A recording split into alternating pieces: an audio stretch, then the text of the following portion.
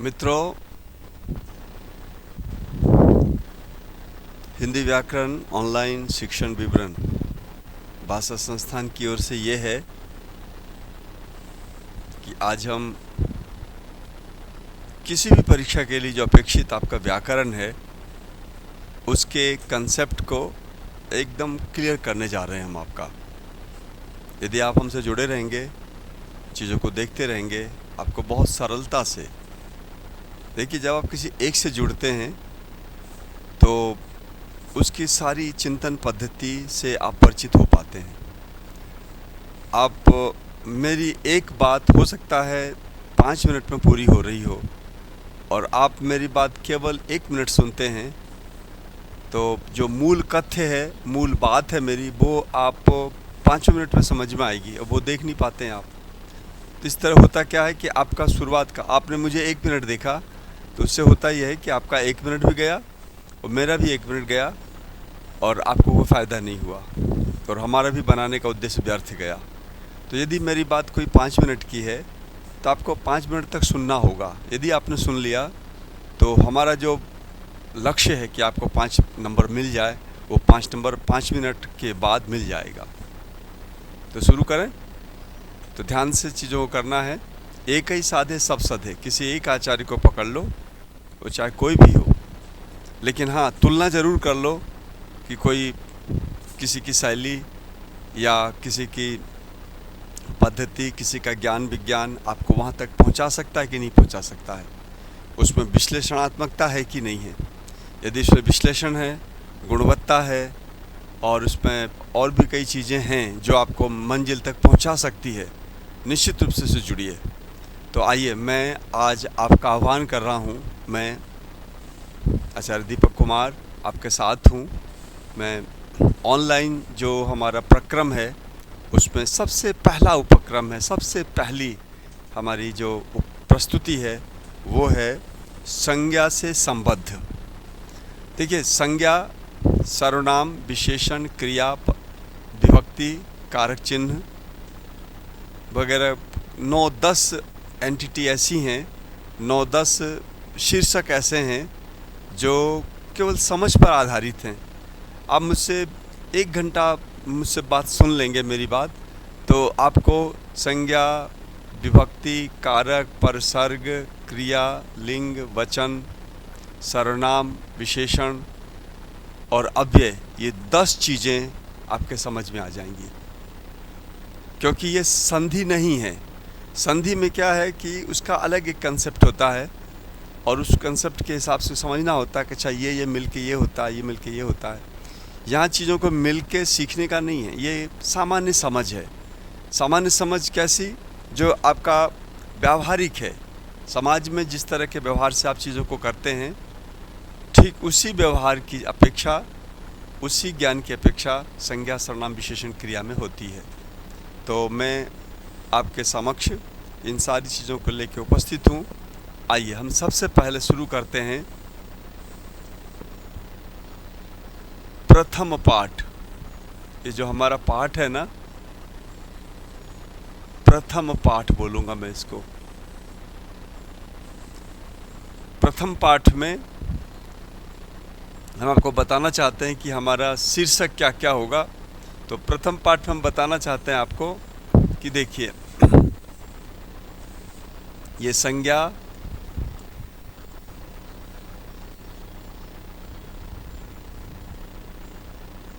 विभक्ति,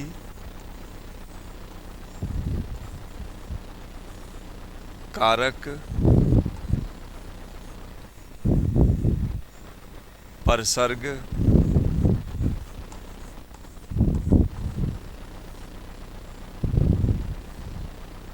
लिंग, वचन आदि जो चीज़ें हैं, ये सारी चीज़ें ऐसी हैं जो समझ पर आधारित है, अवधारणात्मक हैं। ये मैं इसको लिख देता हूँ। ये कैसी चीज़ें हैं? अवधारणात्मक, अवधारणात्मक है। और इधर मैं लेता हूँ, इधर देखिए, इधर हमारे पास है संधि,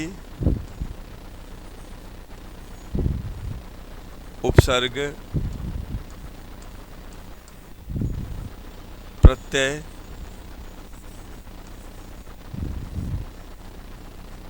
समास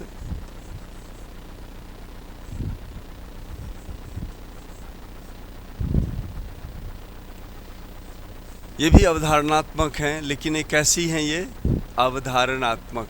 अवधारणात्मक ये भी अवधारणात्मक। अवधारणात्मक एक, अवधारणात्मक दो।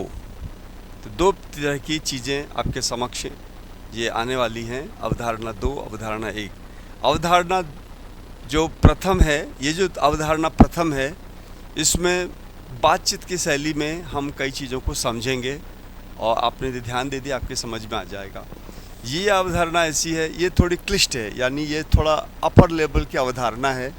ये ऐसी चीज़ें आएंगी जो आपके लोक व्यवहार से संबद्ध नहीं होंगी, बिल्कुल लोक से हट के, जो कभी आपने जीवन में नहीं सुना, ऐसे ऐसे शब्द और व्युत्पत्ति इसमें आने वाली है ना। और जैसे यहाँ पे देखिए, यहाँ मैं बोलूँगा संज्ञा किसे कहते हैं, तो मैं बोलूँगा रमेश नाम का कोई व्यक्ति है, मोहन नाम का कोई व्यक्ति है, तो मोहन और रमेश व्यक्तिवाचक संज्ञा में समझाऊंगा। तो मोहन रमेश को समझना सामान्य बात है, और मोहन रमेश श्याम घनश्याम वगैरह इतने सारे नामों को समूह रूप में कहना हो तो लड़का बोलूँगा मैं, तो लड़का एक संज्ञा हो जाएगी और मोहन श्याम वगैरह दूसरी संज्ञा हो जाएगी। तो इस तरह से मैं जो बात समझाऊंगा वो लोक व्यवहार पर आधारित होगा। ये अवधारणात्मक जो आपका संज्ञा विभक्ति वचन वगैरह है, ये प्रथम स्तर है, सरल इसको कहेंगे हम। और ये जो अवधारणात्मक आपकी जो चीज़ें हैं, समास वगैरह, तो इसको हम कहेंगे द्वितीय स्तर का। इसे क्या कहेंगे? द्वितीय स्तर की अवधारणा हम कहेंगे। इसे हम कह रहे हैं द्वितीय स्तर की अवधारणा। द्वितीय स्तर की अवधारणा हम कह रहे हैं। कैसे? जैसे देखिए, अब हमारे पास ने धन अन है, ने धन अन है, संधि में ने धन अन है, और पता है ने धन अन मिलके नयन बनता है। अब ये बताओ, ने कब सुना आपने? भाई रमेश और दिनेश और लड़का तो आपने सुना था, रोज़ व्यवहार करते हो आप, लेकिन जब ने धन अन की बात आती, जो संधि है, उसमें ने में ए है और आगे अन है, और फिर ए को अय आदेश होता है, और फिर मिला देते हैं तो बन जाता नयन। अब नयन का जो कंसेप्ट है, ये आपने कभी नहीं सुना है। ने किस चिड़िया का नाम है? कब सुनते हैं हम लोग? कभी नहीं। अन हम कब सुनेंगे? कभी नहीं। तो ऐसे अनसुने अनजाने चीज़ों का आपस में मिलन होके नयन बनता, ये संधि में देखेंगे। ऐसे ही आप समास में देखेंगे, तो समास में देखिए हमारे पास शब्द है परस्मय पद। अब परस्मय पद को मैं लेने वाला हूँ। परस्मय पद का मतलब होता है, संस्कृत का शब्द है ये, इसका मतलब दूसरे के लिए पद। अब परस्मय में जो पर है और स्मयी है और फिर आगे पद है, ये जो परस्मय पद में स्मयी शब्द है, ये स्मयी मैं आपसे बोलूँगा कि भाई स्मयी शब्द जो है ना, ये चतुर्थी का एक वचन है। अब आपने कहा कि चतुर्थी क्या है भाई, एक वचन क्या है? स्मयी का चतुर्थी एक वचन होने का क्या मतलब है? चतुर्थी का एक वचन का क्या मतलब है? तो यहाँ पे ऐसी बातें हम करेंगे जो बिल्कुल कंसेप्चुअल तो है, अवधारणात्मक है, लेकिन वो नेक्स्ट लेवल का है। तो बात आ गई समझ में? आपका जो सिलेबस है उसमें एक होता है अवधारणात्मक स्तर प्रथम, एक होता है अवधारणात्मक स्तर द्वितीय, और एक होता है इन दोनों से अलग स्मरणीय। ये जो तीसरा नंबर है वो है स्मरणीय। स्मरणीय का मतलब है इसमें आपको अधिकतर चीज़ें याद करनी है। कौन कौन से? जैसे पर्याय, पर्याय, विलोम, शब्द युग्म आदि।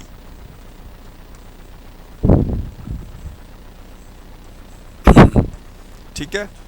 तो इस तरह से हमने जो भी आपका सिलेबस है, पाठ्यक्रम है, उसको मूल रूप से 3 भागों में बांटा है।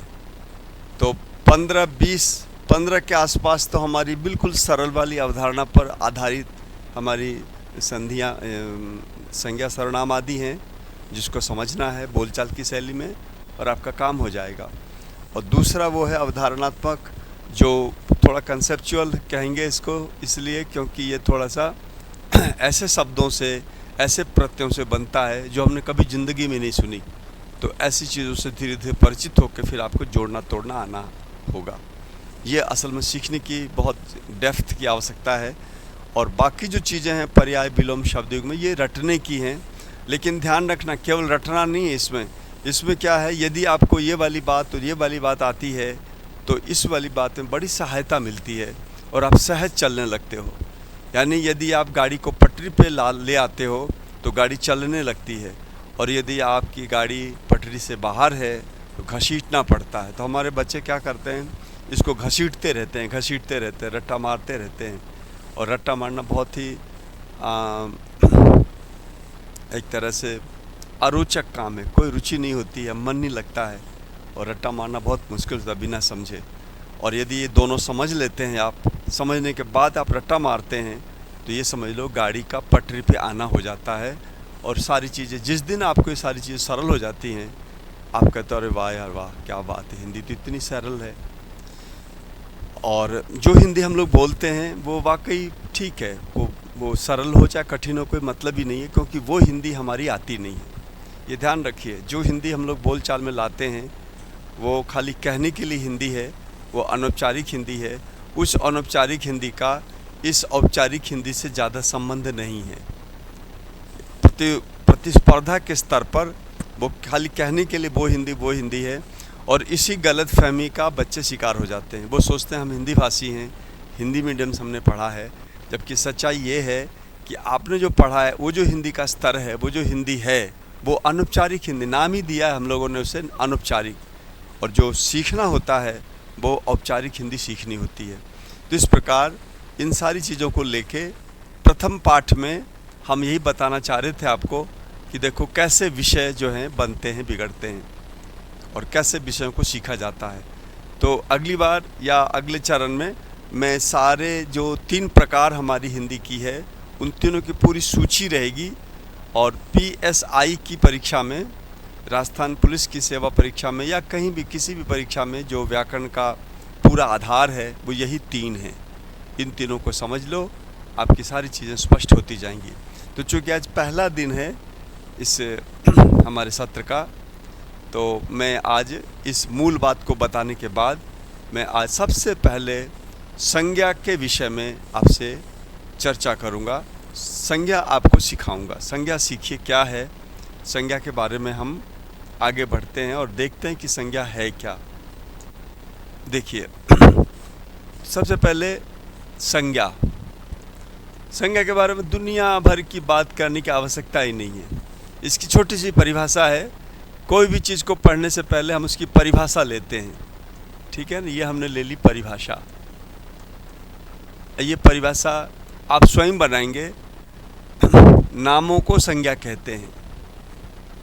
ये जो नाम होते हैं ना, नामों को संज्ञा कहते हैं,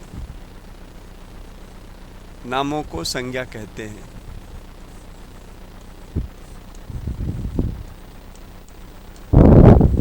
ठीक है, नामों को हम संज्ञा कहते हैं, ये हमारी छोटी सी परिभाषा है। आप कहेंगे नामों को संज्ञा मतलब और स्पष्टीकरण चाहिए, तो भाई नाम को संज्ञा कहते हैं। हमारे समक्ष, हमारे आसपास जितनी भी चीज़ें हैं सबका कुछ न कुछ नाम है। हमारे सामने बच्चे बैठे हैं, बच्चों के अलग अलग नाम हैं। हमने बच्चा बोला, वो भी ग्रुप का, समूह का नाम है। हमने पंखा बोला, हमने कैमरा बोला, हमने माइक बोला, हमने कंप्यूटर बोला, हमने पैनल बोर्ड बोला, हमने घोड़ा बोला, गधा बोला, कुत्ता बोला। यदि कुत्ते का नाम टॉमी है तो टॉमी बोला। ये जितने भी नाम बोलेंगे आप, जितने भी वस्तु आपके इर्द गिर्द दिखाई दे रहे हैं, सबको हम नाम कहते हैं, और नाम को ही संज्ञा कहते हैं। तो स्पष्ट हो गया। अब बस एक याद रखिए, नामों को संज्ञा कहते हैं। कोई भी नाम उठाइए, उसको हम संज्ञा कहेंगे, वो संज्ञा है। संज्ञा का शाब्दिक अर्थ होता है, देखिए संज्ञा जो शब्द है ना, बना कैसे है, देखिए सम उपसर्ग पूर्वक सम नाम का एक उपसर्ग है और उसमें ज्ञा नाम का धातु जोड़ा है हमने। क्या धातु जोड़ा है? ज्ञा। सम उपसर्ग है और ज्ञा धातु है।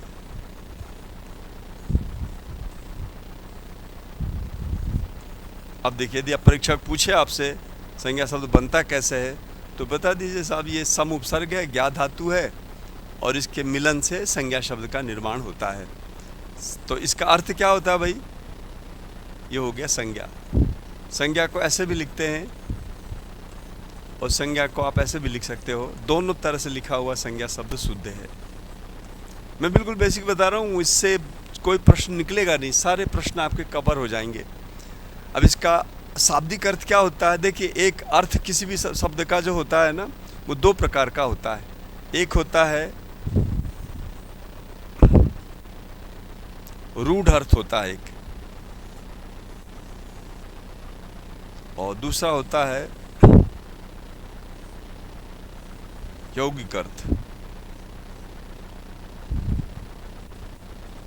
मैं अर्थों की चर्चा कर लूं। एक तो रूढ़ अर्थ होता है,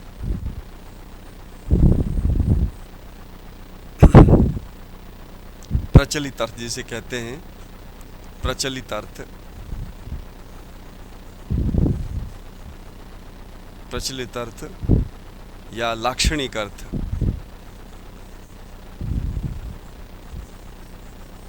और एक होता है व्युत्पत्ति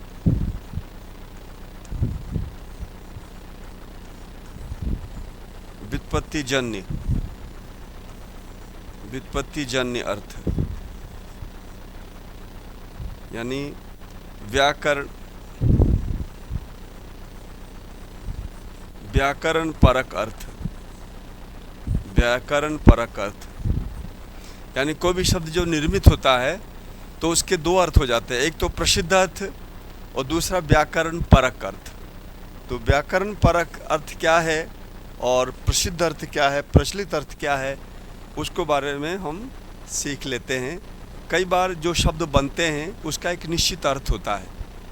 जैसे हमने बोला पंकज, तो पंकज बोला तो पंकज के ग्रामर के अनुसार देखा जाए तो पंकज का अर्थ है पंका जायते यस पंकजः, जो कीचड़ से उत्पन्न हो। तो कीचड़ से उत्पन्न होने वाले बहुत सारी चीज़ें हैं, ढेरों चीज़ें हैं। कीचड़ से मैं कम से कम अभी जो स्मरण आ रहा है उसमें से 4-5 चीज़ों का नाम ले सकता हूँ मैं। कीचड़ से घास पैदा होता है, कीचड़ से जौंक पैदा होता है, कीचड़ से कीड़े पैदा होते हैं, कीचड़ से कमल पैदा होता है, कीचड़ से अन्य वनस्पतियाँ पैदा होती हैं। तो 5-5 चीज़ें, क्या सबको पंकज कहेंगे? नहीं। ये जो पंकज शब्द का अर्थ होगा वो व्युत्पत्तिजन्य होगा। व्युत्पत्तिजन्य पंकज का अर्थ होगा, ये देखिए, पंकज का व्युत्पत्तिजन्य अर्थ है कितना? अनेक। और पंकज का प्रचलित अर्थ है, लाक्षणिक अर्थ है एक। एक कौन सा अर्थ है? कमल। कमल जो अर्थ है वो प्रचलित और लाक्षणिक अर्थ है। और पंकज जो है वो, पंकज का जो अनेक अर्थ है, पंकज यानी कीड़े मकोड़े, मैं बोल रहा हूँ पे कीड़े मकोड़े या घास फूस या फिर जौंक वगैरह, जल जीव, ये जितने भी वो अनेक अर्थ होंगे पंकज के।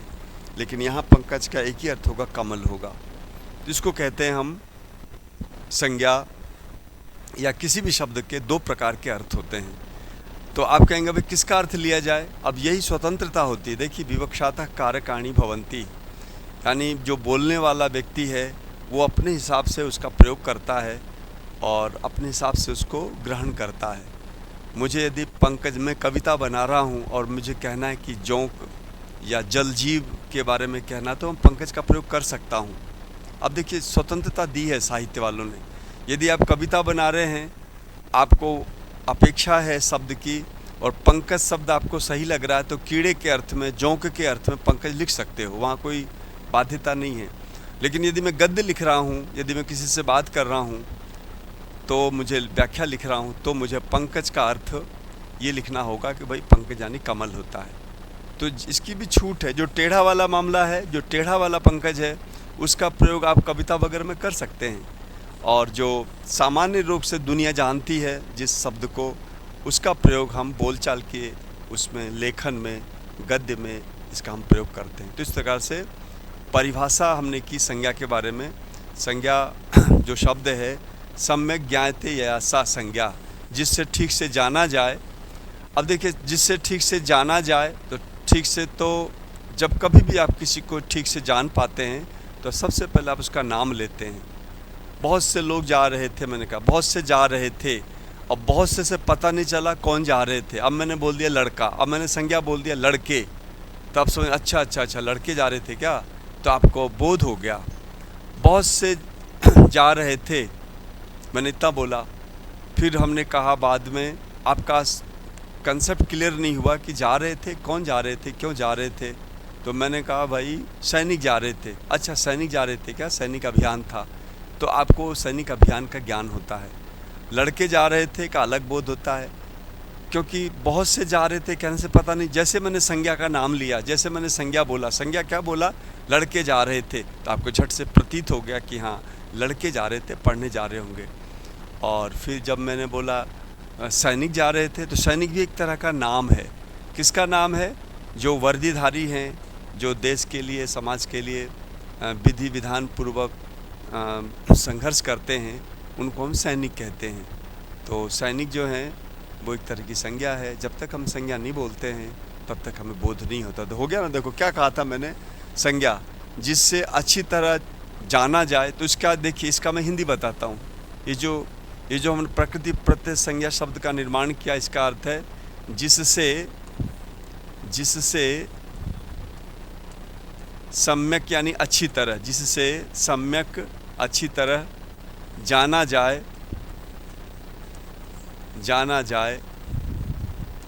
उसे संज्ञा कहते हैं, उसे संज्ञा कहते हैं।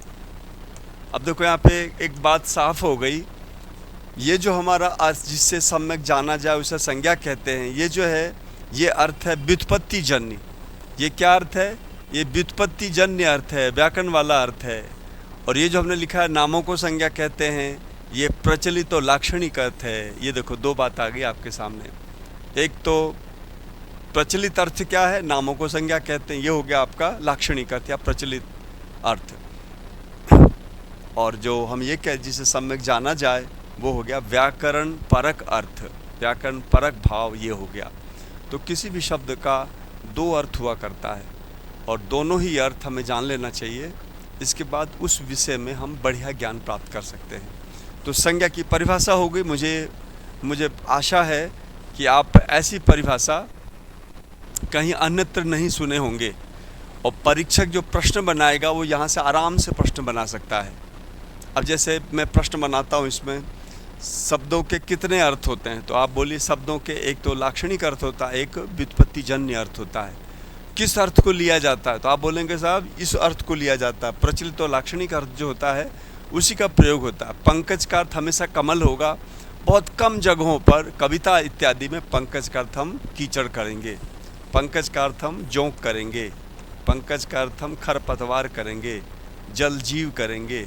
किसमें, व्युत्पत्ति वाले में, व्युत्पत्ति वाले में हम जल जीव अर्थ करेंगे। और हमने अभी जो परिभाषा ली है, परिभाषा संज्ञा की, उसमें हमने कहा कि नामों को संज्ञा कहते हैं, ये आपका प्रचलित परिभाषा है।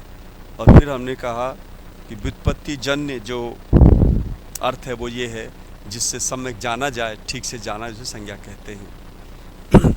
अच्छा, इस संज्ञा के बारे में एक चीज़ और देखिए आप, ये जो संज्ञा है, संज्ञा से संबद्ध कई सारी चीज़ें हैं जो आपको सीख लेना चाहिए, जान लेना चाहिए। देखिए, संज्ञा से संबद्ध पहली चीज़ है, नंबर एक पहली चीज़ है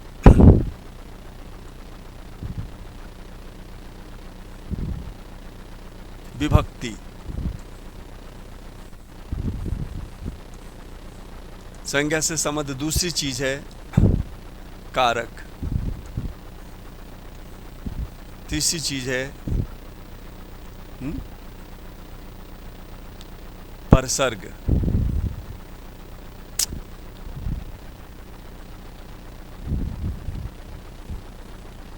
परसर्ग।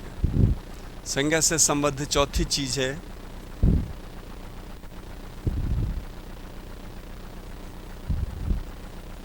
कारक चिन्ह।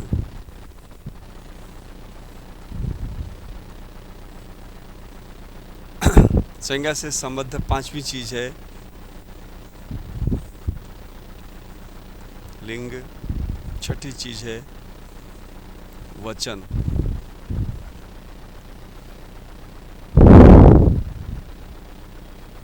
इतनी सारी चीजें संज्ञा के क्या हैं, संज्ञा के ही भाग हैं। ये सब संज्ञा से जुड़े हुए हैं किसी न किसी रूप में,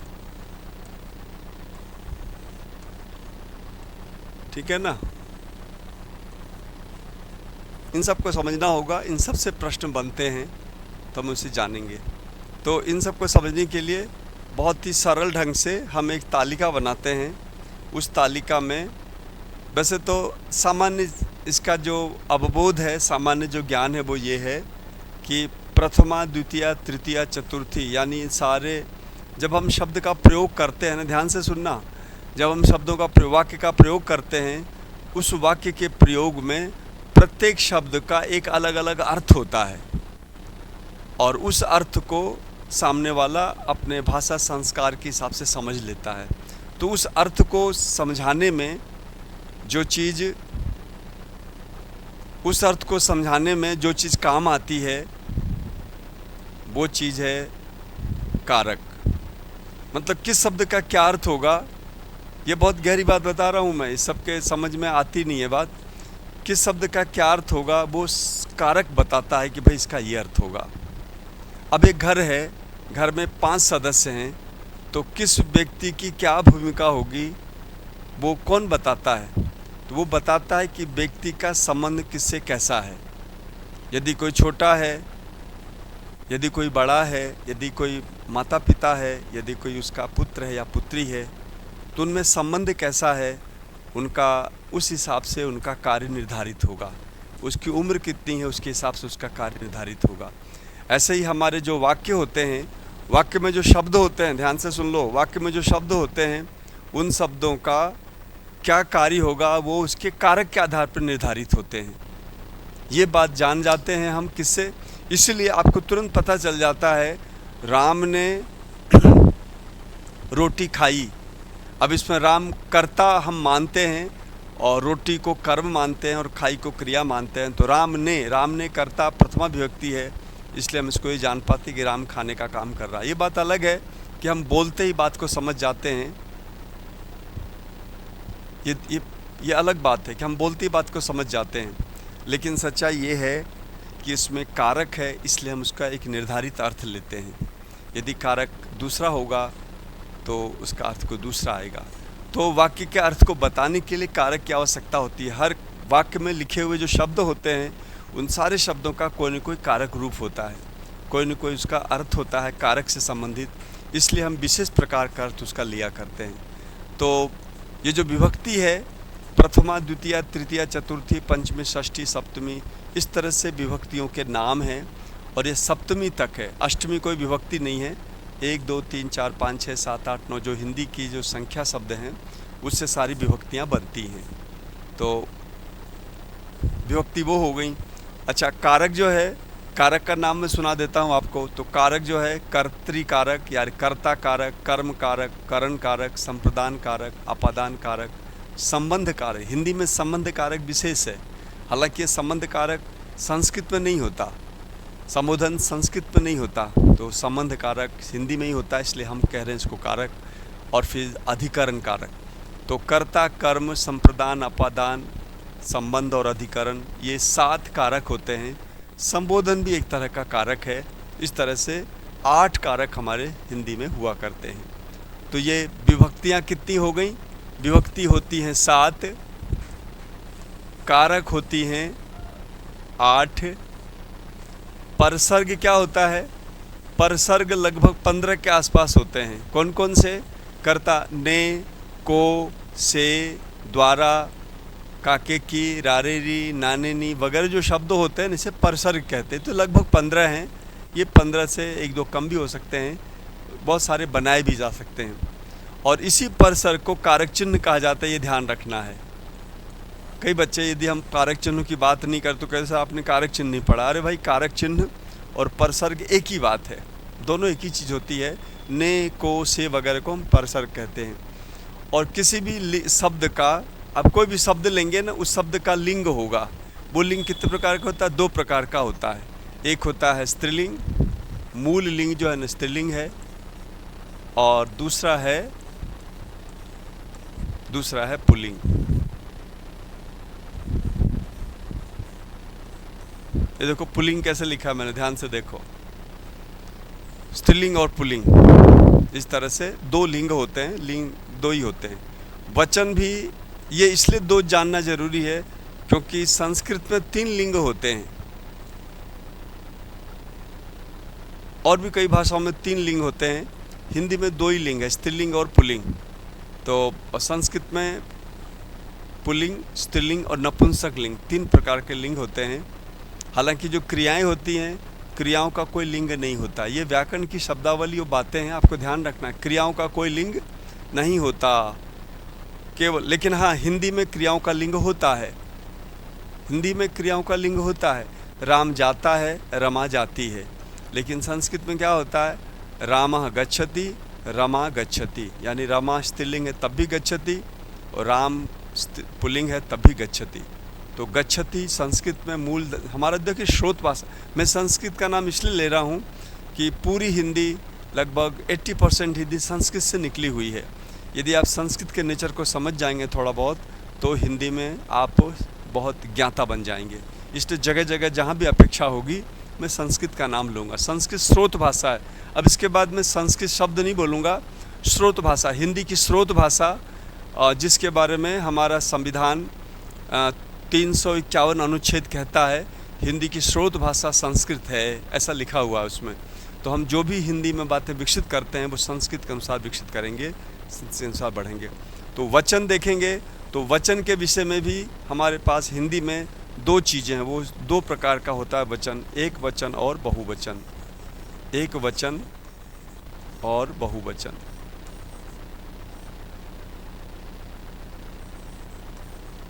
एक वचन और बहुवचन। तो आपने देखा, ये कारक संज्ञा से जुड़ी हुई इतनी सारी चीज़ें हैं, और इसमें इस तरह से ये सारी बातें हैं। तो ये सारी बातें एक तो आपको लर्न करना है, ध्यान रखना है। ये 7 बातें कौन सी है, पूरा रटा हुआ होना चाहिए। 8 बातें कौन सी हैं कारक की, वो पूरा तैयार होना चाहिए। 15 बातें जो कर्ता ने कर्म को करण से, संप्रदान के लिए अपादान से, काके की, रारे री, नानी नी आदि है, वो आपका पूरी तरह स्मरण होना चाहिए। और स्त्रीलिंग, पुल्लिंग, एक वचन, बहुवचन आपको पता होना चाहिए। एक वचन और बहुवचन, मोटे तौर पे ये चीज़ें हैं। अब मैं इसमें से प्रत्येक को लूँगा। अब इसके आपस में अंतर संबद्ध हैं, ये एक दूसरे से जुड़े हुए हैं, एक दूसरे से मिक्सअप हैं। जब हम इसके अपर लेवल की बात करेंगे, नेक्स्ट लेवल की बात करेंगे, यही होता है हर भाषा में। हर आपके टॉपिक पे, हर शीर्षक पे कुछ बातें ऐसी आएंगी जो प्राथमिक बात होंगी। आज भी अभी मैं प्राथमिक बात कर रहा हूँ। इसके बाद इसकी जो उच्च स्तरीय बात होगी, उन बातों को भी समझने की योग्यता यदि आप में आ गई है, तो कोई भी प्रश्न अटकेगा नहीं। कोई भी, आपको लगेगा कि सारे प्रश्न परीक्षक ने आपके नोट शीट से बनाए हुए हैं, ऐसा लगेगा।